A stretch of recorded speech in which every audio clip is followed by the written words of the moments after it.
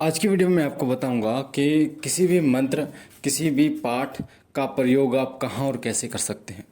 बहुत से बच्चे ऐसे हैं जो बार बार ये प्रश्न पूछते हैं कि गुरुजी मैंने ये मंत्र इतने जप किया, मैंने ये पाठ इतनी बार जप किया, पढ़ा, पर फिर भी मुझे कोई अनुभव नहीं हुए। क्या मेरा जो मंत्र है वो सिद्ध हो गया है, मेरा जो पाठ है वो सिद्ध हो गया या नहीं हो गया। बहुत सारे बच्चे इस प्रकार का प्रश्न करते हैं। तो आज मैं आपको बताऊंगा कि जो भी आपने पाठ किया है, चाहे वो कितने ही दिन किया है, चाहे कोई मंत्र आपने जप किया वो कितने ही दिन किया है, और वो सिद्ध हुआ है या नहीं हुआ। सिद्ध का मतलब होता है, मोटे तौर पर हम बताएं तो, जागृत होना।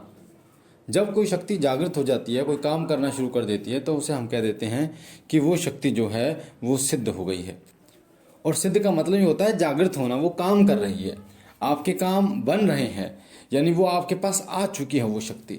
मैं ये नहीं कह रहा कि शक्तियाँ केवल काम करने के लिए होती है, कहने का मतलब है वो शक्ति जागृत हो जाती है। जागृत का मतलब आपके रोंगटे खड़े होने लगते हैं, आपकी आंखों में आंसू आने लगते हैं, आपका जो सांस है ऊपर चढ़ने लगता है, आपके ऊपर सवारी आ जाती है। ये सब लक्षण होते हैं किसी शक्ति के सिद्ध होने के। तो मंत्र या पाठ, मान लीजिए आपने हनुमान चालीसा का काफ़ी पाठ किया है, या फिर सहस्त्र नाम का काफ़ी पाठ किया है किसी भी देवी देवता के, या नवाड़ा मंत्र का जप किया है, गायत्री मंत्र का जप किया है, या साबर मंत्र का जप किया है, आपको कैसे पता चलेगा कि वो सिद्ध हो गया या नहीं हो गया। देखिए, कुछ तो ऐसे लक्षण होते हैं जो आपको सपने में मिलते हैं, देवता के लक्षण दिखाई देते हैं आपको सपने में, आपको दर्शन होते हैं उनके।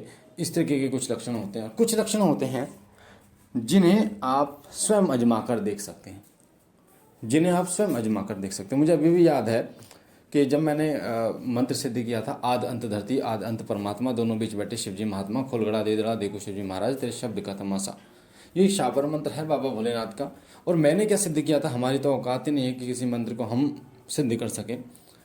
सिद्ध होते हैं उनकी कृपा से, और उनमें शक्ति आती है प्रभु की कृपा से, बाबा भोलेनाथ की कृपा से। तो मैंने जपा था ये मंत्र, क्योंकि मैं बाबा भोलेनाथ का एक छोटा सा सेवक हूँ जो बहुत पापी हूँ, मूर्ख हूँ, अज्ञानी हूँ।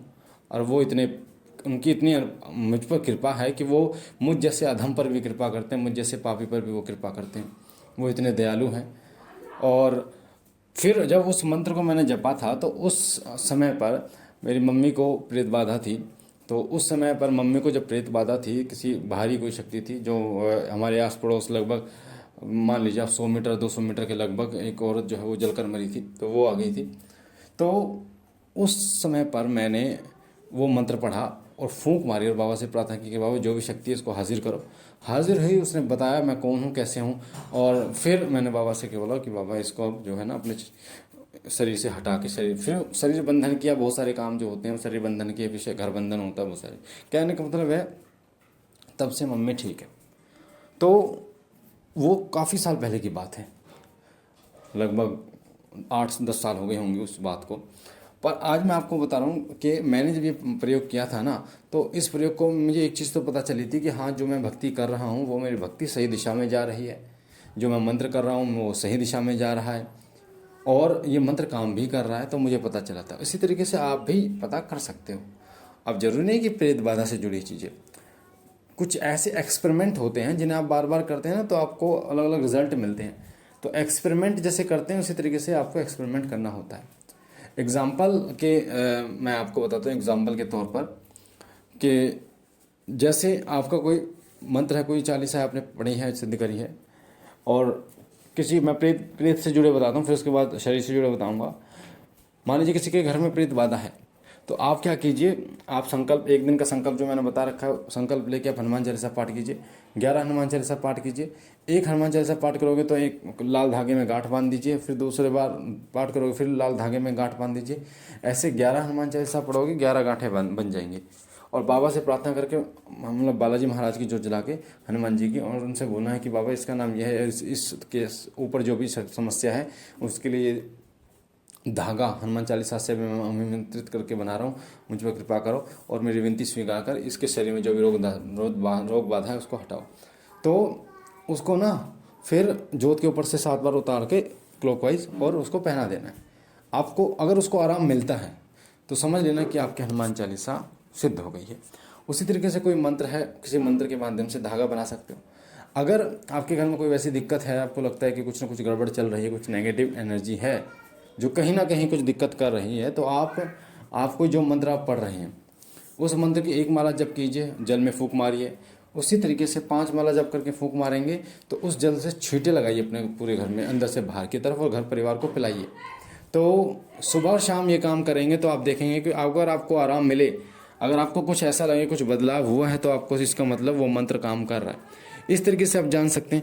उसके बाद में आप भभूत लीजिए। भभूत जो होती है, धूप बत्ती की भभूत होती है, अगरबत्ती की, धूप बत्ती की जो भभूत होती है सुबह शाम आप जलाते हैं, उसको उंगली से मंत्र पढ़ते जाइए और उसको मसलते रहिए। उल्टे हाथ में भभूत रखिए अपनी हथेली में और उसको उंगली से मसलते रहिए, कोई सी भी उंगली से, और नाम मतलब मंत्र पढ़ते रहिए। फिर उसमें फूंक मारिए हल्के से, एक तो 11 बार पर मंत्र पढ़कर 3 बार फूंक मारिए। उसके बाद उस भभूत को जो है वो आप, जो व्यक्ति को डरता है, कोई व्यक्ति डरता है, दबाव पड़ता है, छाया दिखती है, किसी भी तरीके की दिक्कत उसको है, संभोग के दृश्य दिखते हैं, तो एक कागज़ में लेकर और उस व्यक्ति को बोलिए कि इसको अपने तकिए के नीचे रख के सो जाए।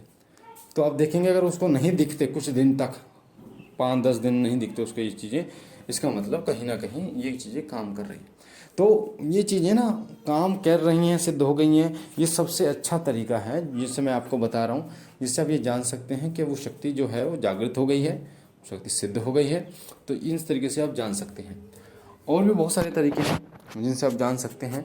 जैसे आप किसी ध्वनि को अभिमंत्रित कर सकते हैं। ध्वनि में आप, जैसे गूगल होती है, गूगल को अभिमंत्रित करके आप जलाएंगे तो आप देखेंगे कि जो पहले दिक्कत होती थी वो नहीं होती। ठीक है, धूप बत्ती को, गूगल को, और बहुत सारी चीज़ें होती हैं जिनको अभिमंत्रित करके आप जला सकते हैं अपने मंत्र के द्वारा, अपने पाठ के द्वारा।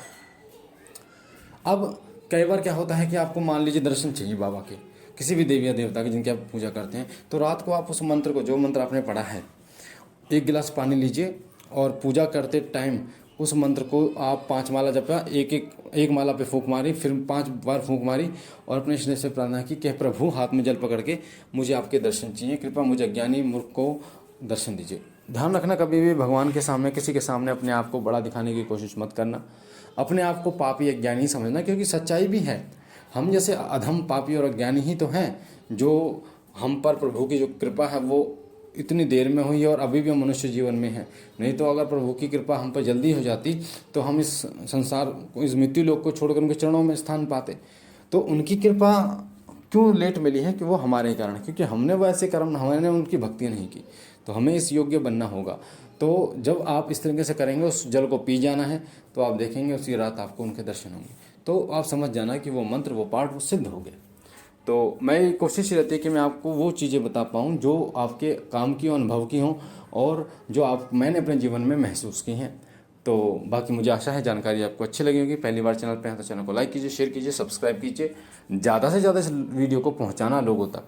जो लोग काफ़ी दिन से मंत्र जप या पाठ कर रहे हैं ना, उन लोगों को ये पता चले कि हाँ, ऐसा कुछ होता है, ऐसा मंत्र सिद्ध होता है और कार्य करता है। बाकी बहुत सारे तरीके हैं काम करने के मंत्र के द्वारा।